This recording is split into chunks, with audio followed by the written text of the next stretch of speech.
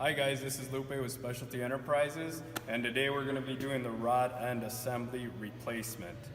Some of the tools that you're going to need for that: nice size hammer, punch maybe, 1.5" socket, ratchet, 1.5" wrench, 1 7/8" wrench. Maybe an air impact. If you don't have it, that's what these guys are for. We do have the process set up on a pamphlet, but this is going to be a visual just to get you going. Alright guys, so what we're going to want to do is, this is the non-load bearing nut. We're going to want to loosen it up, which I already did ahead of time to kind of speed things up. So this side is the non-load bearing, and then on the one below, the back side of it is non-load bearing.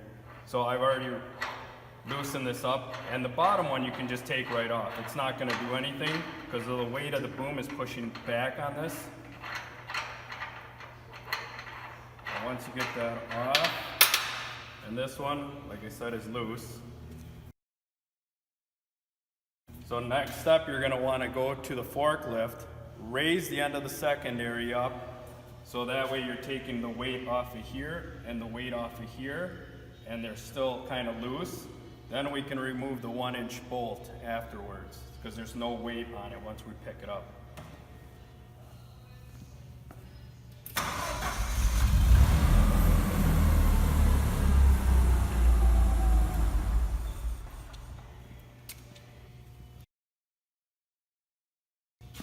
So at this time, the ones that are load-bearing nuts on the top are this end, and on the bottom is this end. And they're loose. So now we will use the air impact to remove the 1-inch bolt. So I struggled a little bit with the air impact removing the bolt, and it could be that there's a little tension on the secondary from it. So that's where your hammer and your punch come into play. In order not to ruin your threads on there, I always put a nut on the end, and then we give it a couple taps. And that's what your punch is for.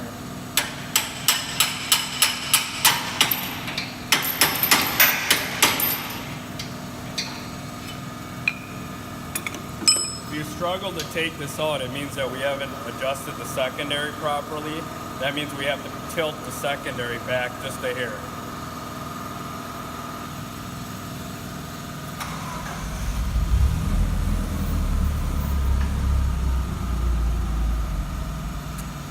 You'll be able to tell when there's tension off here because the bolt will start to come down, and then you'll know you can remove it by hand. So after you remove the bolt, we're going to want to keep these spacers. I usually like to put one on the top and one on the bottom, so it lets me know which side they went on when I remove it. What you're going to want to try and do is roll the secondary to get it so the rod end will clear this. If you're struggling to do that by yourself, you can use the momentum of the forklift to get it going.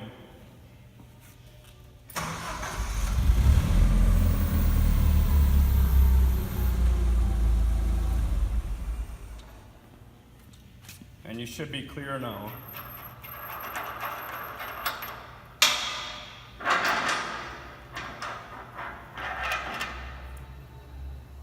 This is where I like to use the marker on here to make sure that I put the nut back where it was when I started.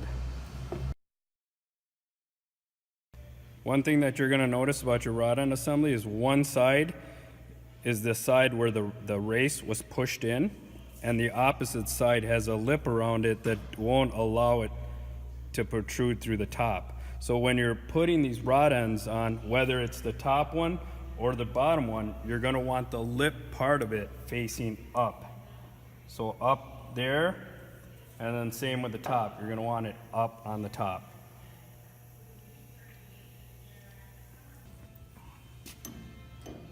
As you can see, the Nord locks stayed on the bushing. Sometimes they fall off.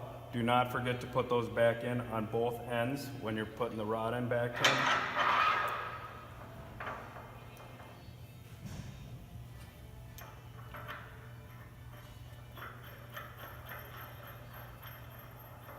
and then you can use the forklift again to bring it back to its location.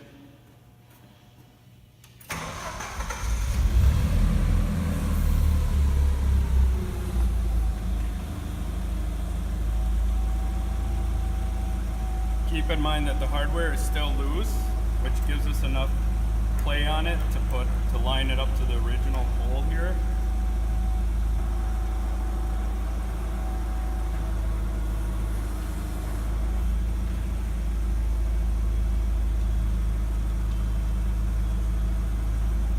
That should be pretty close there. We will use our spacers in the same order that we removed them.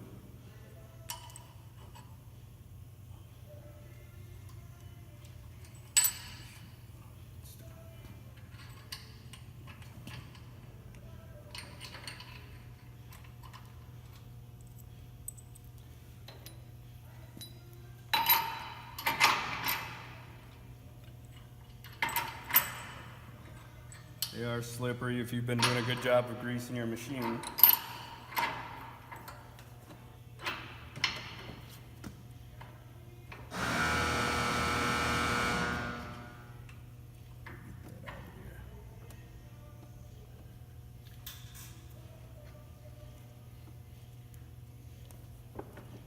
So again, we can use our air impact to help us line up the bushings.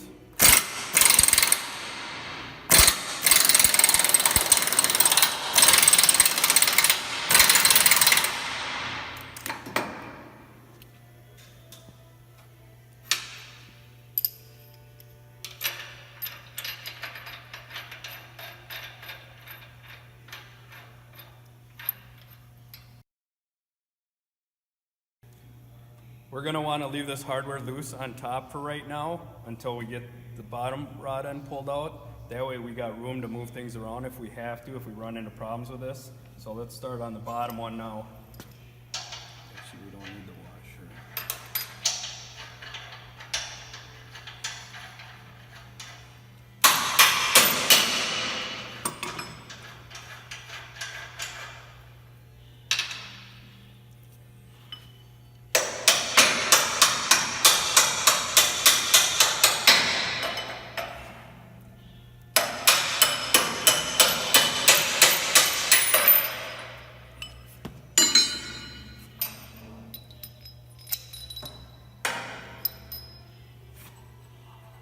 Again, with the spacers, put them where you know which one goes on the top and which one goes on the bottom so you don't lose your alignment.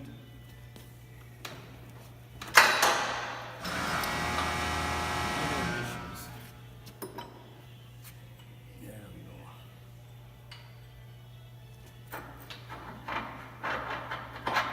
The bottom one is a lot easier than the top one.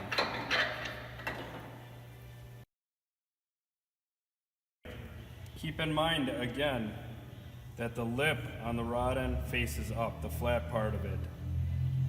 Make sure that your Nord locks are still on top of the bushings. And I always like to put the nut on the back, just so I don't lose my parts. Remember to leave everything loose so we don't have problems lining up the hole with the bolt.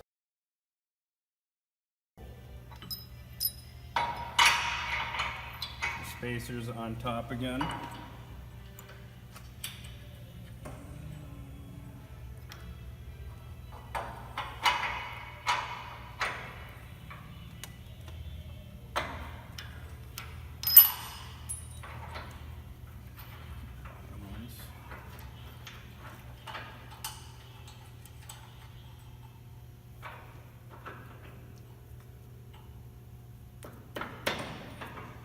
If you're having problems getting the bolt to go through, get it lined up, you can use your forklift. In this case, I can tell that the bottom has to be shifted over to get it to line up. That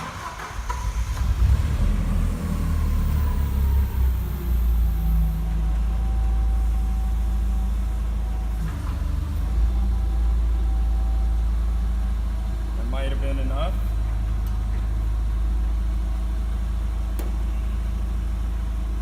you have to loosen up the nut, get a little more out of it.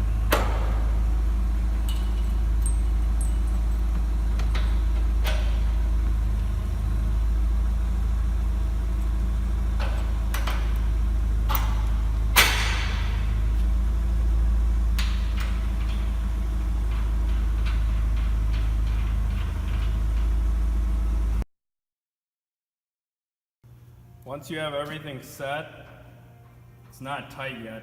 So if you look on the very back of your secondaries, there's stop bolts on the top and on the bottom that we should not have moved when we changed this all out. So they're set from the factory to make sure that your boom is straight on the top and level on the bottom. So what I like to do after that, if you want to follow me, Rita, just look this way. Use your forklift,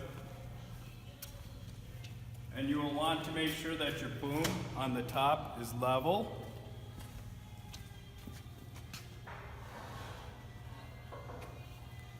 I apologize, straight on the top and level on the bottom. As it is right now, I've set it to where I need to be. And we will come back and tighten up the jam nuts.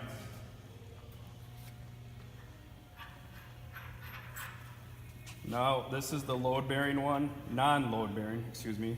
We will tighten this back up. Same with the back.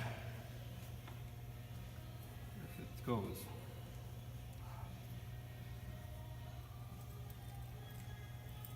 Oh, it's not going. Sometimes with new hardware, you're going to run into this issue, but we'll get it.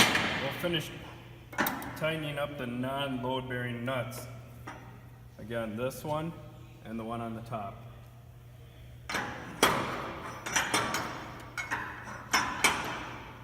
Now before you go too tight, you can use your punch. We want to make sure that these rod ends are in line with the ears themselves before we go too tight.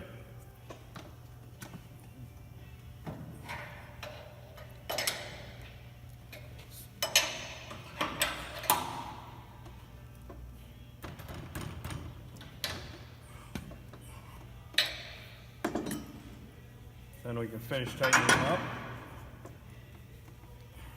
Or get them snug anyways. Because we still have to give it that test run to make sure that the secondary is going to seat properly on the seat, on the primary.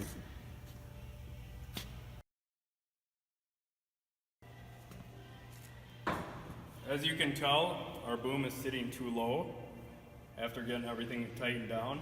So what we're going to want to do is open it back up.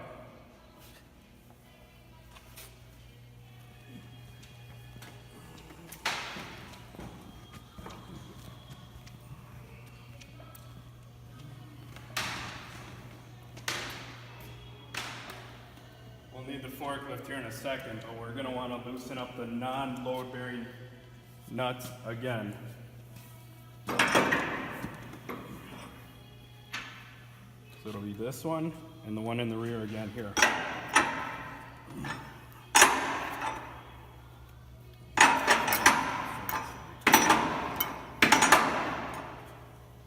Now you'll need your forklift. Now that I've used the forklift to support the end of the secondary and get the weight off of our load bearing nuts here, now I also want to make sure that this plane always stays in line straight up and down. So whatever you do to the one on top, you also have to do to the same to the one on the bottom in order to keep this straight. So I'm going to give it a half a turn, and you can use a marker to make a mark on here to make sure that you end up with a full half turn. Now we're bringing this nut in, giving us more thread on the outside, which will leave this plate at an angle like this. So we're going to want to do the same to the bottom. We'll make a mark, and we'll get back to that one. But we're going to pull this one in a whole full half turn. Same with the bottom. Now this one, we're going to be eliminating some of the thread because we want these ears to come in. So we'll bring the nut counterclockwise half a turn like we did on the top. Now that we've set the two load-bearing nuts to where they need to be, we can bring the forklift down.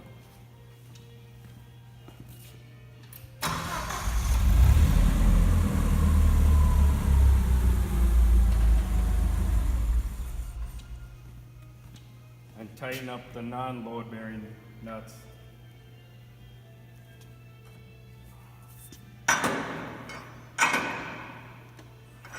Good and snug first.